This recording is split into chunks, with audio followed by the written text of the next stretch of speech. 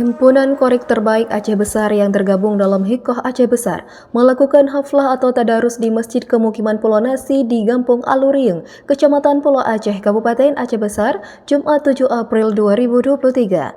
Sebelumnya dalam ceramah Bagda Tarawih, Tengku Sri Darmawan mengupas tentang keutamaan pahala di bulan Ramadan. Dengan gayanya yang khas, Tengku Sri mampu membuat ratusan hadirin tampak puas dengan kajian yang diberikan. Sementara Sekdakap Aceh Besar Dr. Anda Sulaimi MSI yang mewakili PJ Bupati dalam kesempatan itu mengatakan bahwa Pemkab Aceh Besar dalam Ramadan kali ini melakukan 4 kali kegiatan safari Ramadan, yaitu diawali di Masjid Al-Munawarah Kota Janto, lalu di Kota Jogli dan Krung Barunajaya. Kemudian kegiatan di Pulau Aceh adalah penutup safari Ramadan Pemkab Aceh Besar.